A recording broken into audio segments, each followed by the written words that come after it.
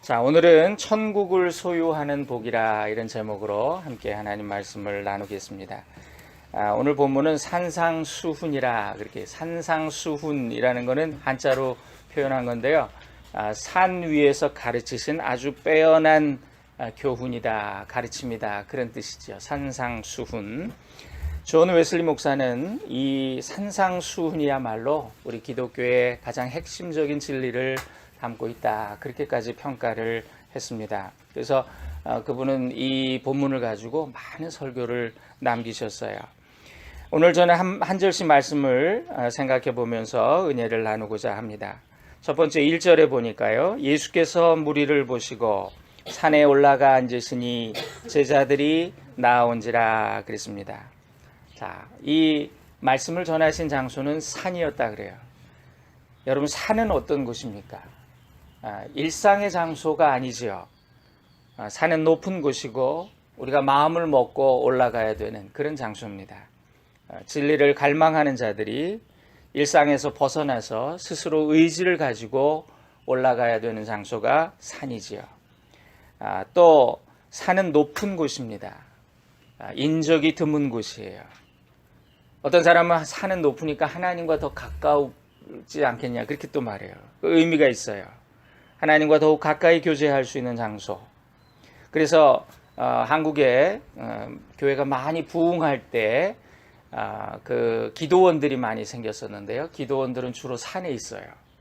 그리고 저희 어렸을 때만 해도 은혜를 갈망하던 시절이기 때문에 저희 어머님도 참 기도원에 저를 많이 끌고 다니셨던 것 같아요. 어린 저를, 아무것도 모르는 저를. 그리고 작정하고 기도하려면 산기도를 그렇게 갔어요. 오늘은 내가 소나무 하나 뿌리를 뽑고 오겠다 이런 각오를 하고 말이죠. 그렇게 기도했던 그게 산이에요.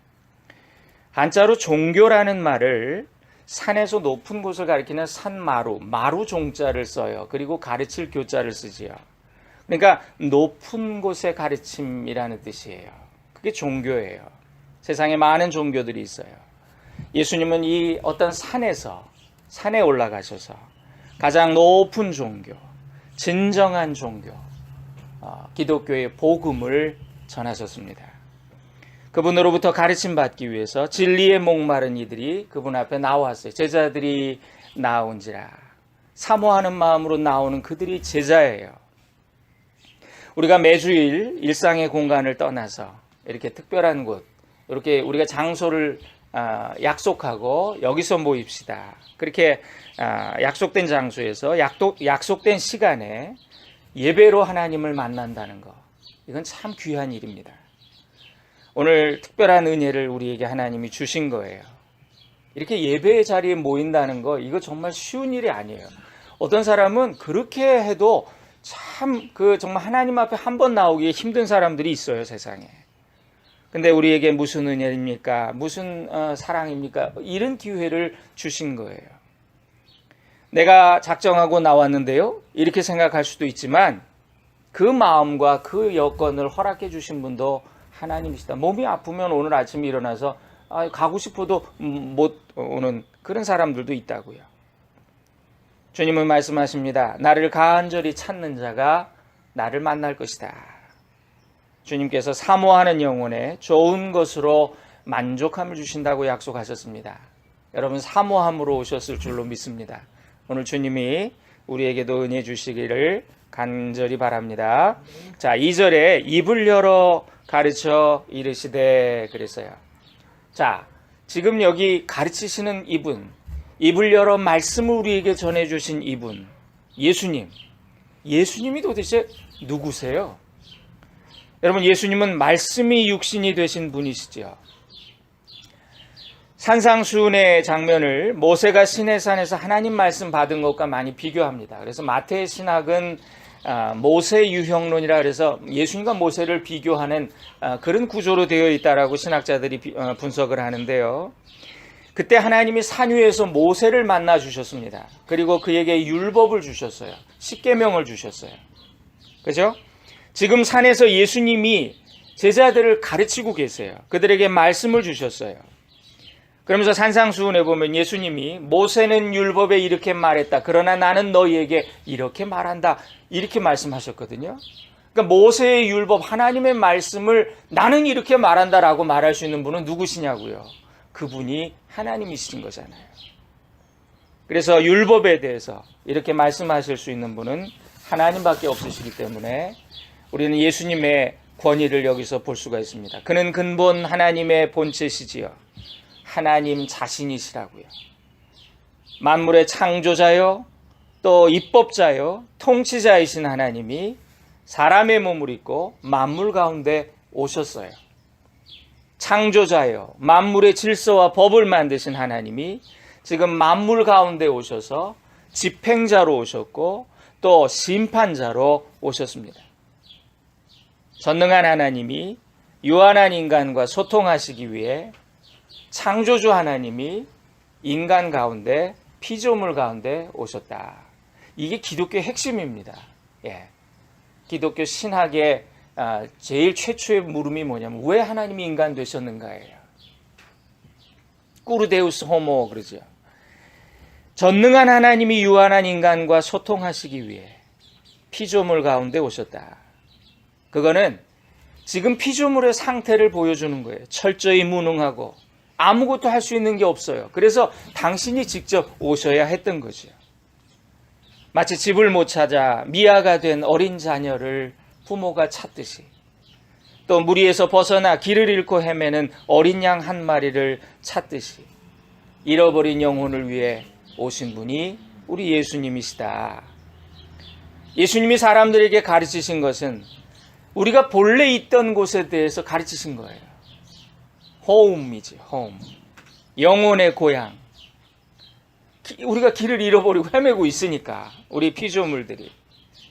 예수님 사람들에게 구원에 대해서 가르치셨어요. 아버지 집으로 돌아가는 그 방법을 가르치셨어요. 하나님의 나라, 하늘 가는 길을 가르치셨습니다. 그래서 예수님은 내가 곧 길이다 라고 말씀하셨어요. 길은 그 길을 가본 사람, 그 길을 통해 온 사람만이 아는 거잖아요. 아프리카 밀림에서 선교하던 어떤 선교사님이 하루는 이제 그 밀림 산을 넘어서 저 옆마을에 가야 될 일이 생겼어요. 근데 그 울창한 밀림을 지나서 가야 되기 때문에 잘못하면 길을 잃어버릴 수 있다 그래가지고 길을 잘 아는 한 청년을 이렇게 소개받았습니다. 그를 따라서 한참 길을 갑니다. 근데 저 깊은 밀림으로 들어가는 거예요. 그래서 정말 자기가 보기엔 도저히 길도 아닌 것 같고 길이 있을 것 같지도 않더래요. 그래서 청년에게 물었어요. 여기 길이 없는 것 같은데 당신 정말 길 알고 가는 건 맞냐고. 그때 청년이 이렇게 대답하더랍니다. 선교사님, 여기서는 제가 길이에요. 저만 따라오시면 돼요. 이렇게 말하더래요. 선교사는 그때 예수님의 말씀을 떠올렸습니다. 내가 곧 길이요 진리요 생명이니 나로 말미암지 않고는 아버지께로 올 자가 없느니라 그러셨죠. 그 길은 지나온 사람만이 알아요. 예수님은 하늘에서 오셨기 때문에 하늘 가는 길을 알고 계시죠. 예수님은 아버지께로부터 오셨기 때문에 아버지께로 가는 길을 알고 계세요. 그분은 지금 그 길을 말씀하시는 거예요. 그러면서 3절에 심령이 가난한 자는 복이 있나니 천국이 그들의 것이며 그러셨어요. 여러분, 예수님은 당신의 첫 가르침을, 첫 단어가 뭐였냐면 복이에요. 복. 예. 우리 참 복을 좋아해요. 우리 한국 사람도 복을 좋아해요. 근데 성경도 복이 많이 나와요. 시편 1편도 같은 말로 시작돼요. 근데 이 어순이, 한국말은 심령이 가난한 자는 복이 있나니 이렇게 되잖아요. 그런데 영어는 어떻습니까? Blessed are those who 이렇게 되죠. 예. 복되도다 뭐뭐한 사람들. 근데 히라보도 똑같아요. 마카리오이 호이. 마카리오스가 복이라는 뜻이거든요. 그러니까 예수님이 하신 첫 설교의 첫 단어는 복으로 시작이 돼요. 어떤 성경에는 이렇게 번역되어 있어요. 행복하여라 마음이 가난한 사람들. 여러분, 우리 인생의 목적은요, 이 신령한 복을 받는 거예요. 그런데 사람들은 대부분 오해합니다. 복 그러면 오해해요. 진정한 복이 뭔지 잘 몰라서 그래요. 우리가 예수 믿으면 복 받는다 그래요. 자, 이 말은 맞는 말입니다. 그러나 거기서 말하는 복이 뭔가? 예수 믿으면 많은 사람들이 이렇게 생각해. 부자 된다. 예수 믿으면 병 고침 받는다. 예수 믿으면 어려움이 없어지고 만사가 형통한다. 이런 걸 복이라고 생각하면 이건 세상의 기준이잖아요. 예수 믿는데 병들고 고난당하는 사람, 가난한 사람 어떻게 이해해야 됩니까? 이걸 복이라고 생각하면 우리 기독교를 오해할 수가 있어요. 인생의 고난은 그럼 저주인가? 이렇게 생각할 수가 있어요. 에리히 프롬이라는 사람이 소유냐 삶이냐 이런 책을 썼지요. 그는 인간을 두 종류로 나눕니다. 소유형의 인간이 있고 존재형의 인간이 있다. 소유형의 인간은 뭐냐면 삶의 의미와 가치를 내가 뭘 가지고 있는가에 둔다는 거예요. 소유에 둔다는 거예요. 뭘 소유했느냐. 그게 그 사람의 행복의 기준이라는 거예요. 큰 집이 있고 고급 차를 타고 명품 옷을 입고 그런 액세서리를 하고 별미를 먹어야 행복하다고 생각한다는 겁니다. 이게 소유의 가치관이에요. 여러분들, 이런 가치관을 사람들이 가지고 있기 때문에 이 세상이 이렇게 됐어요. 만인에 의한 만인의 투쟁의 장이 됐어요. 반면에 존재 가치를 추구하며 사는 인생은 그런 것들이 별거 아닌데 이게 지나가는 것들이고 일시적인 건데 그 너머에 더 중요한 것이 있다. 더 높은 것이 있다. 더 좋은 것이 있다라고 생각하고 그걸 추구해요. 뭘 먹을까 무엇을 마실까 하지 않고 더 중요한 하나님의 나라와 하나님의 의를 구한다는 거죠. 우리는 외적으로 풍요롭고 안락을 느낄 때 야, 좋다, 여기가 천국이다 이래요. 그런데 성경이 말씀하시는 천국은 그런 어떤 장소를 말하는 게 아니에요. 오히려 사도 바울은 뭐라 그랬냐면 로마서 14장에서 하나님의 나라는 먹는 것과 마시는 것이 아니다. 오직 성령 안에서 누리는 의와 평강과 희락이다. 그렇게 말씀하셨어요. 이게 무슨 뜻입니까? 천국은요, 하나님 앞에 내가 죄인이지만 의롭다고 인정받는 거, 그게 천국이라는 거예요. 하나님과의 관계에서 내가 그동안은 하나님을 두려워하고 하나님도 나를 처벌해야 될 대상으로만 보셨는데 내가 죄인이기 때문에. 그런데 하나님과의 관계가 회복돼서 평화가 회복됐어요. 그게 천국이라는 거예요. 하나님 안에서 누리는 기쁨의 상태, 그게 천국이라고 성경은 가르쳐 주세요. 하나님의 나라는 결국 내 존재의 변화를 누리는 상태라는 거예요. 어떤 외적인 환경이나 소유가 바뀌는 개념이 아니라는 말이에요. 어떤 사람은 그래서 죽어서 어딜 갔어요. 근데 보니까 천국이네. 너무 좋은 거예요. 자기가 원하는 게 다 있는 거예요. 자기가 원하는 걸 다 해주는 거예요. 근데 한 일주일 지나고 2주일 지나고 한 달 되니까 너무 지루해요. 매일 똑같아. 이제 더 뭐 즐거운 게 없나? 그래서 이렇게 말했어요. 천사에게. 나한테 지옥을 한번 보여주면 나 여기 만족하게 될 것 같다고. 그랬더니 천사가 하는 말이 여기가 지옥인데요? 그러더라고요. 네. 여러분, 지금 여기서 우리가 천국의 문제를 해결하지 못하면 죽어서 어떤 나라에 간다고 해도 소망이 없다는 거예요. 성경은 천국도 존재 가치로 말씀하신다는 겁니다. 그런데 이 존재 가치는요, 그 존재 자체에서 나오지 않아요. 모든 존재는 피조되었기 때문이에요. 다른 누군가가 만들면서 그 목적을 집어넣기 때문에 내가 스스로 내 존재의 가치를 만들 수 없다는 거예요. 우리 인간도 스스로 생겨난 존재가 아니지요. 이 세상에 오직 하나님 한 분만 스스로 존재하는 분이시고요. 스스로 목적을 정하는 분이세요. 그래서 철학에서는 하나님을 존재 그 자체라 그렇게 불러요. 하나님은 인간을 당신의 영광을 위해서 창조하셨습니다. 그래서 존재 가치로 사는 사람은 하나님이 자기를 지으신 그 인생의 목적을 알아요. 인생이 궁극적으로 가야 할 곳이 어디인가 이걸 알아요. 인생의 목적, 구원입니다. 하나님의 나라입니다. 하나님이 부여하신 목적대로 살아야 되는데 인간은 그걸 인정하지 못하고 나의 욕심을 나의 인생의 목적으로 만들어 버렸어요. 모든 사물은 목적대로 존재할 때만 가치가 있습니다. 시계는 시간을 알려줄 때 가치가 있어요. 접시는 온전해서 음식을 담아야 가치가 있어요. 근데 시계가 고장나서 시간을 못 맞춥니다. 접시가 깨져서 음식을 담을 수가 없어요. 그러면 어떻게 합니까? 존재의 목적을 잃어버렸기 때문에, 가치가 없어졌기 때문에 쓰레기통에다 폐기합니다. 인생도 천국이라고 하는 존재 가치를 잃어버리면 우리도 쓰레기통 같은 지옥으로 폐기되는 거예요.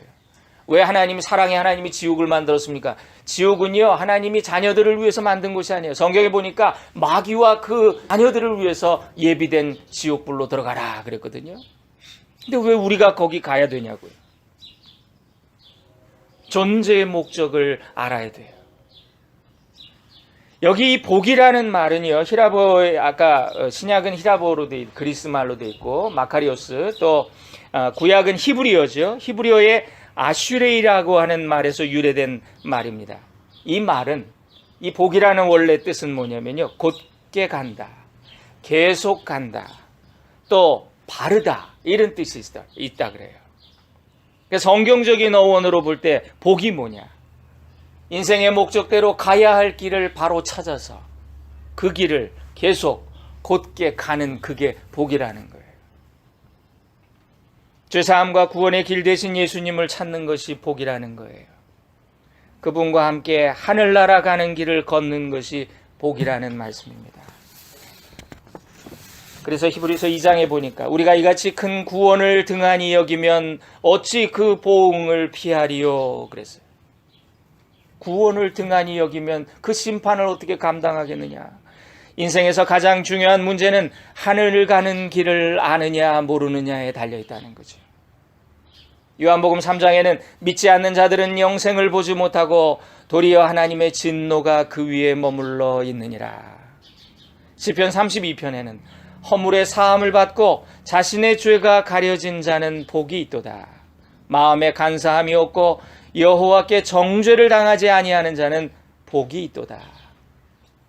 복이 뭐라고요? 하나님이 보시기에 너는 의롭다. 너는 나와의 관계가 회복됐구나. 그게 복이라는 거예요. 예수님 말씀하십니다. 심령이 가난한 자는 복이 있나니 천국이 그들의 것이다. 심령이 가난한 자는 왜 복이 있다고요? 천국이 그들의 것이기 때문에. 그들이 인생의 궁극적인 목적지인 천국의 시민권을 얻게 되기 때문에. 이것이 예수님 말씀의 핵심이에요. 그러니까 하나님의 나라는 죽어서만 가는 천국이 아니라 우리가 미국 오기 전에 미리 비자도 받고 준비가 되잖아요. 그 다음에 미국에 입국하는 거죠. 이미 자격은 거기서부터 주어져요. 여러분, 마찬가지로 우리는 이 땅에서부터 이미 천국의 백성이 되고 천국을 누려야 합니다. 이것이 예수님의 말씀의 핵심이에요. 하나님의 나라는 죽어서만 가는 천국이 아니라 천국을 소유한 복은 미래의 복만 의미하는 것이 아니라 지금 여기서 우리가 이 땅에서 누리는 변화된 신분이라는 거예요. 그래서 미국 시민은 세계 어디서나 미국 시민이잖아요. 미국 법의 통제를 받으면서 또 보호를 받아요. 마찬가지로 천국을 소유한 자들은 이 땅에서도 이미 그 하나님의 나라의 특권을 누리면서 삽니다. 그래서 사도 바울은 빌립보 4장에 보니까 나는 비천에 처할 줄도 알고 풍부에 처할 줄도 알고 모든 일 곧 배부름과 배고픔과 풍부와 궁핍에도 처할 줄 아는 일체의 비결을 배웠노라. 그 상황에 흔들리지 않고 나는 항상 어디서나 만족하는 행복한 비결을 배웠다. 그렇게 고백을 하는 거예요. 그래서 우리가 찬송가 부르잖아요. 내 주 예수 모신 곳이 그 어디나 하늘나라다. 또 천국의 백성은 죄와 사망의 법에서 해방된 자, 구원받은 자입니다. 지옥의 심판과 저주를 피하는 자. 아, 참 그 인생 잘 산 거 아닙니까? 그죠? 우리는 잘 산다. 저 사람 잘 살아. 그럼 무슨 뜻이에요, 그거? 저 사람 돈 많아. 그런 뜻이에요. 근데 하나님의 나라는 그렇지 않아요. 오늘 내가 죽더라도 천국에 갈 수 있다는 확신이 있는 자, 그가 잘 사는 자예요. 그가 진정한 부자예요. 가난해도 잘 사는 인생이 있습니다. 실제로는 그러나 부자지만 잘 살지 못하는 인생도 있어요. 인생의 목적지인 천국에 이르지 못하는, 그리고 지옥에 떨어지는 인생, 잘 살았다고 말할 수가 없지요. 심령의 가난은 무엇을 뜻하나? 이거는 겸손이에요. 자신의 죄를 깨닫고 그리스도에 대한 믿음을 가지기 전에 반드시 거쳐야 되는 회개, 그 회개의 마음을 주는 것이 바로 심령의 가난입니다. 마음이 가난한 자, 이렇게 현대어 번역에는 되어 있는데요. 그걸 가지고 논쟁이 많아요. 단순히 마음은 아니야. Poor in spirit. 그래서 심령이라고 표현한, 그게 정확한 번역이라 그래요. 영의 가난. 마음속 깊은 곳에 있는 영의 가난과 비참함을 느끼는 거예요. Poor라는 게 가난함이고 비참함이라는 뜻이잖아요. 그죠? 예. 우리가 부자 앞에 서면 이상하게 초라함을 느낍니다. 근데 이런 거는 비교 가능한 거고요. 일시적인 거예요. 왜냐하면 그 사람보다 더 큰 부자들 있으니까. 그 사람도 그 앞에 가면 또 그렇게 느끼는 거예요. 하지만 우리가 하나님 앞에 설 때, 진짜 하나님을 만난 사람은 그분의 그 크심 앞에 정말 압도되는 거죠. 한없이 자금과 초라함을 느끼는 거죠. 그냥 엎드릴 수밖에 없게 되는 거죠. 영의 가난함은 하나님 앞에서 느끼는 근원적인 가난함이에요. 그래서 심령이 가난하다, 이렇게 번역을 한 거죠. 영적인 가난을 느껴야 은혜가 임한다는 뜻입니다. 그러니까 영이 가난하다는 거는요, 창조주 앞에서 느끼는 피조물의 초라함을 느끼라는 거예요. 거룩하신 분 앞에서 느끼는 죄인의 비참함. 여러분, 사람은요, 본성이 겸손하지 않아요. 그래서 겸손할 수 없어요. 우리 인간은 항상 자기보다 못한 사람 앞에서는 우월감을 느끼고 위안을 받고요. 자기보다 잘난 사람 앞에 가면 열등감으로 괴로워하는 것이 우리의 본성이에요. 그래서 진정한 겸손은 우리가 하나님 앞에 섰을 때 드러납니다. 거룩하신 하나님 앞에서 인생의 한계와 허무함을 느낀 사람, 자신의 한계와 죄를 깨닫고 회개하는 그 순간 우리의 심령은 발가벗겨집니다. 한없이 부끄럽고 한없이 비참하고 가난하게 느껴져요. 그 순간이 천국의 복이 임하는 순간이다. 그동안 우리는 심령이 가난한 자라는 의미를 오해해 왔습니다. 심령이 가난한 자는 복이 있다. 참 말이 멋있어요. 근데 이 본래의 의미를 가지고 이 말을 이해하는 사람들이 많지 않아요. 그러니까 오히려 마음이 가난한 자, 이렇게 말하면 칭찬할 만한 훌륭한 인격의 소유자구나. 예. 중국어 성경에 보니까요, 심령이 가난한 자를 허심자라고 번역을 했어요. 허심자, 마음을 비운 사람. 멋있어요. 그럴듯하고 인격차처럼 들려요. 근데 예수님 말씀하신 영의 가난이라고 하는 건 그런 뜻이 아니에요. 하나님 앞에 자기는 내세울 만한 선한 것이 하나도 없다는 걸 깨달아서 부끄러움을 느끼는 자, 그가 심령이 가난한 자라는 거죠. 이건 어떤 자격이 아니에요. 오히려 아무런 자격도 없다는 그 솔직한 자각이죠. 요즘 애들이 이런 말을 쓰더라고요. 현타. 현실을 인식하고 충격을 받는 거예요. 그걸 현타라 그러더라고요. 그러니까 지금 우리 인간의 현실을 그대로 자각하고 느끼는 그 충격, 이게 영의 가난이에요. 기가 막힌 거죠. 내가 보는 거하고 틀렸던 거예요. 내 실상이. 계시록 3장에서 예수님은 라오디게아 교회를 향해서 책망하시는데요. 이 라오디게아 교회는요, 그 지역이 아주 좋은 지역이었어요. 온천이 나오는 지역이었어요. 그래서 예산과 숫자가 많았던 소위 부자 교회였어요.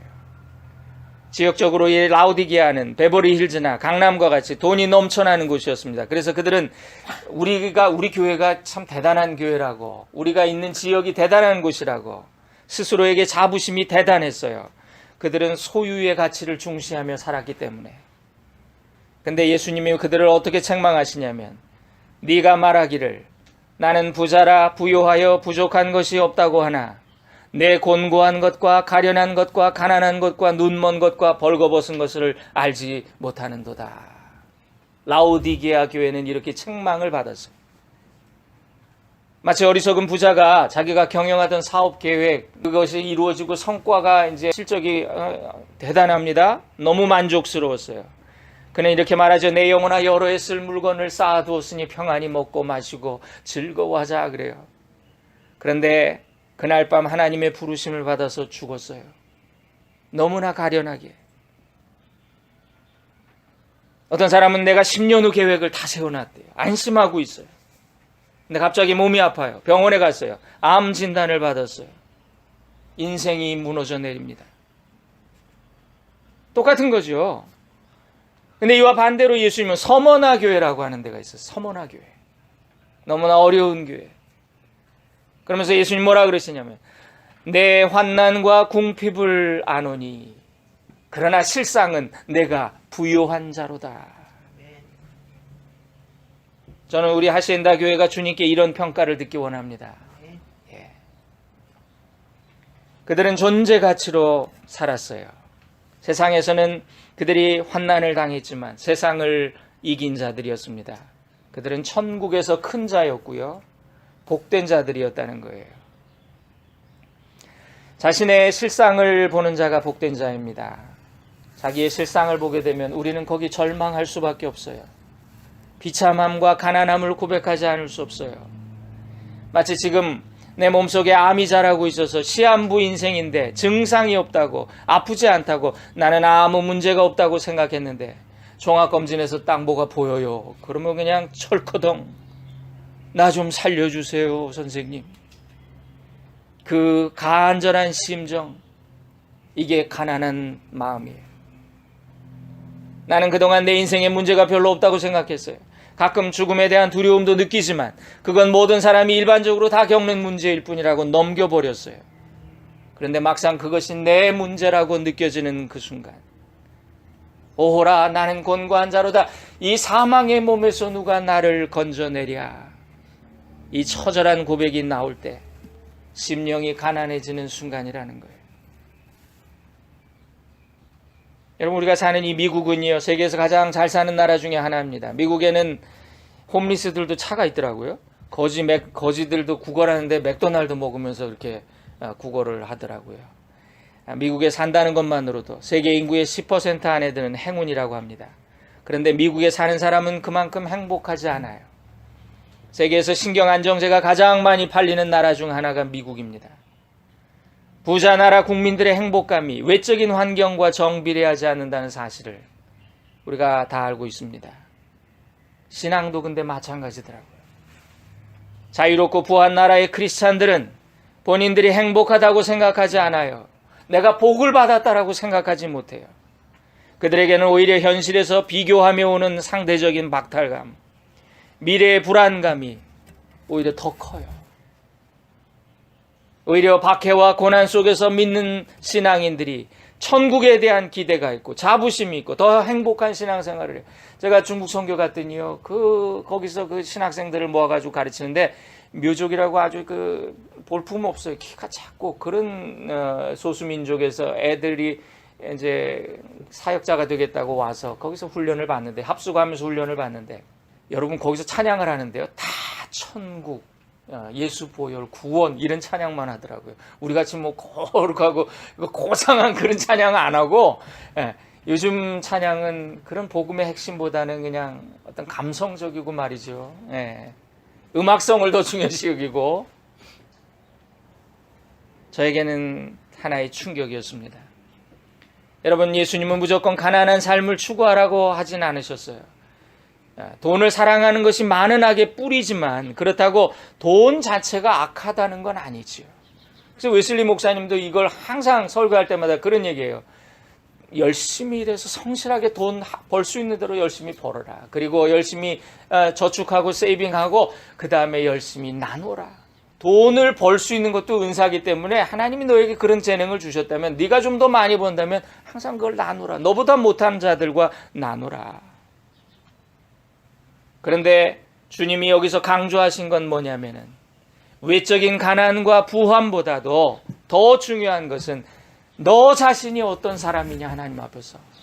그걸 얘기하신 거예요. 나는 하나님 앞에서 심령이 가난한 자인가? 나는 천국을 간절히 사모하여 세상 것에 미련이 없다라고 고백할 수 있는가? 그렇다면 그는 심령이 가난한 자입니다. 다른 것이 좀 부족해도 예수님 계시면 나는 만족해. 이렇게 고백할 수 있다면 그는 진실로 심령이 가난한 자인 거예요. 4절에 봅니다. 애통하는 자는 복이 있나니 그들이 위로를 받을 것이며, 이 팔복의 말씀은요 연결이 되어 있습니다. 그래서 첫 번째 복으로부터 계속해서 단계가 높은 단계로 가고, 또 다르게 표현한다면 더 깊은 진리의 단계로 가는 그런 구조로 되어 있습니다. 심령이 가난한 자는 천국을 소유하는 그 복을 누림과 동시에 애통하게 된다는 거죠. 여러분, 애통이 뭔가요? 애통. 슬퍼하며 울며 곡하는 거예요. 눈물을 흘리는 것. 이거는 여러분, 심령이 가난한 자는 자신의 죄와 세상의 죄 때문에 애통합니다. 이거 자기 신세 한탄하는 그런 애통이 아니에요. 자기 연민도 아닙니다. 하나님 앞에서 우는 거예요. 아, 나는 그래도 내가 보통 이상이라고 생각했는데, 그래도 나 정도면 괜찮은 인간이라고 생각했는데 내 안에 아무것도 의가 없구나.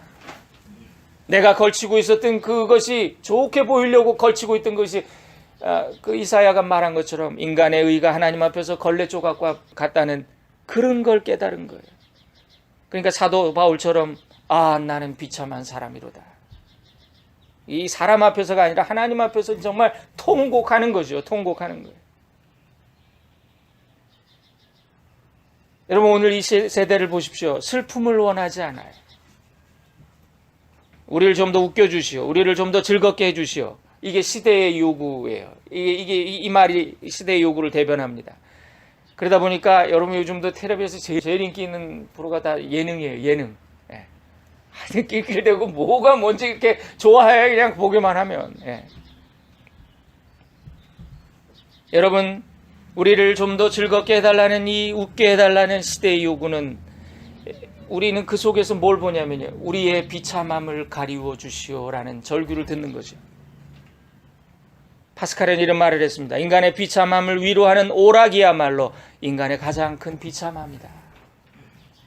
그래서 마약 맞는 사람들이 그런 심리잖아요. 그죠? 그걸로 잊어보고 싶은 거죠.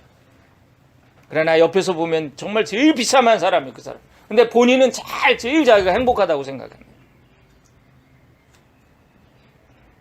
저는 김현승 시인의 눈물이라는 시를 좋아합니다. 덜어는 옥토에 떨어지는 작은 생명이고자 흠도 티도 금가지 않은 나의 전부는 오직 이뿐. 더욱 값진 것으로 드리라 하올제 나의 가장 나중 지닌 것도 오직 이뿐. 자, 시인이 뭘 말하는 겁니까? 눈물이 난 이런 것이다. 아름다운 나무의 꽃이 시들물 보시고 열매를 맺게 하신 당신은 나의 웃음을 지으신 후에 새로이 나의 눈물을 지어 주시다. 나무의 절정인 줄 알았던 꽃이 피고 나서 그 꽃이 지는 게 너무 슬펐는데 말이죠. 비로소 그 다음에 열매가 맺히듯이 인생의 진정한 가치는 웃음과 기쁨보다 오히려 슬픔의 차원의 깊은 곳에 있었다는 그런 말입니다. 그리고 그것이 하나님의 선물이었다는 거예요. 그래서 기도를 하면요, 하나님이 은혜 주실 때는 막 눈물이 나요. 애통하게 돼요. 그렇게 눈물을 흘리며 기도하면 속이 시원하고 영이 맑아지는 그런 체험을 해요. 은혜 받는 사람들 보세요. 그냥 눈물, 형님 나오고 그 동생 콧물 따라 나오고 막 그런데요. 그냥 다 들어가는데도 얼굴은 엉망인데 화장 다 번지고 너무 기쁘다. 너무 속이 시원하다는 거예요. 우리 신앙의 선배 가운데 한국의 예언자요 성자라고 불리던 이용도 목사님이 있었습니다. 그의 시와 기도문과 일기 등을 통해서 이 사람은 정말 구약의 예언자 예레미야구나 이런 생각이 들 정도로 그때 일제시대입니다. 민족의 반역 앞에 눈물로 호소했던 예레미야처럼 그는 부흥회를 하면 10시간을 부흥회를 한대. 근데 사람들이 하나도 안 가고 은혜 받는 거예요. 도시락 싸가지고 와서 밥 해먹으면서. 그런 기록이 한국 교회사에 남아 있습니다. 근데 그는 이런 기도를 남겼어요. 우리에게 눈물을 주소서. 이 병든 사회의 나쁜 균들은 눈물로서만 죽일 수 있으니 동정의 눈물, 뜨거운 사랑의 눈물이 쏟아질 때 남을 원망하는 것이나 시기나 불평, 이기심 등 모든 불선의 병균들은 다 죽어버리고 맙니다. 우리에게 눈물을 주소서. 그래요. 카바라라고 하는 랍비가 천국으로 가는 모든 문이 닫혔을 때 오직 한 문이 남아있다. 밥하디못, 눈물의 문이다. 애통하는 자는 복이 있나니.